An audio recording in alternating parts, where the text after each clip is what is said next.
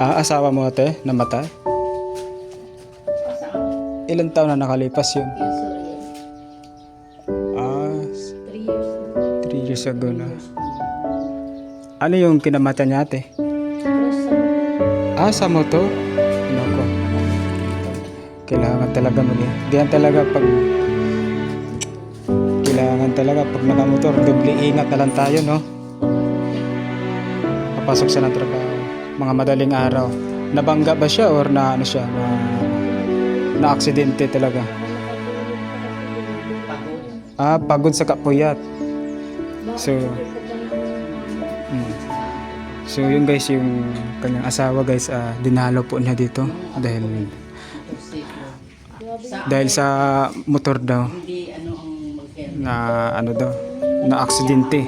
So 3 years pa lang nakalipas yung namatay yung kanyang asawa.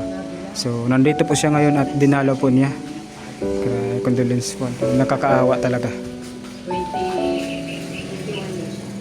21 years. 3 years pa nakalipas guys.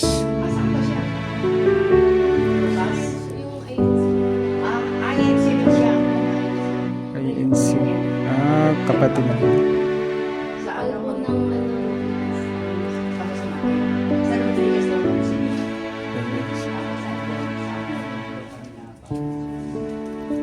So yun guys, dito muna tayo.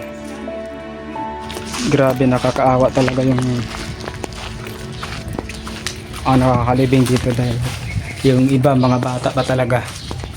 Yung iba mga kasing edad ko lang, kagaya nito guys, nasa likod ko lang, mga bata pa talaga. Grabe. Mga bata pa. Grabe. Maaga sila nangamatay. Kagaya nito.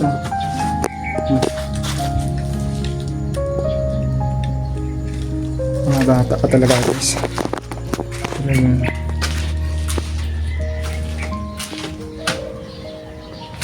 Itaas. Puro pa mga bata guys. Talagang konti lang yung mga matatanda dito na nakalibing. Kaya grabe no.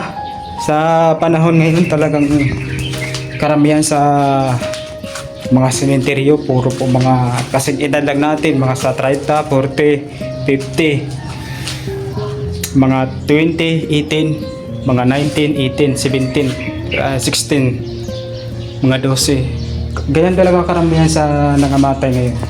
Mga bata pa talaga. Habang buhay pa tayo guys, gumawa po tayo ng mabuti, di ba?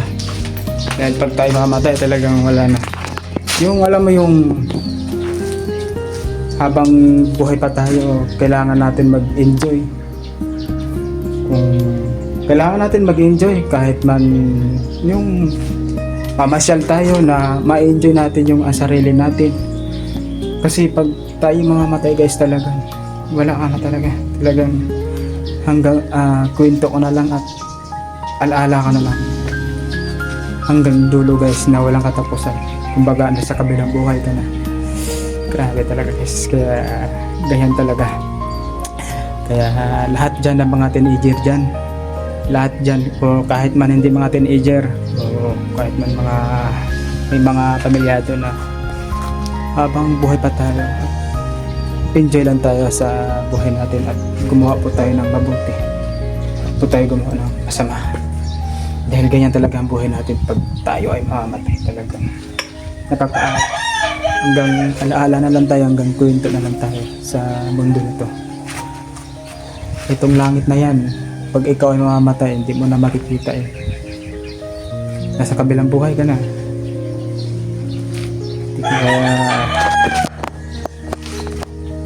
doble ingat din tayo sa habang buhay pa tayo guys. Kailangan natin magpakasaya, magsaya tayo, basta wag lang tayo gumawa ng masama. Mag-enjoy tayo, diba? Kaya pasalamat din ako guys sa Panginoon na naabot ko pa yung 2026. Pinanganak ako 2000, so hanggang 26 naabot ko pa, diba? So yung iba hindi na naabot eh, maaga sila nangamatay.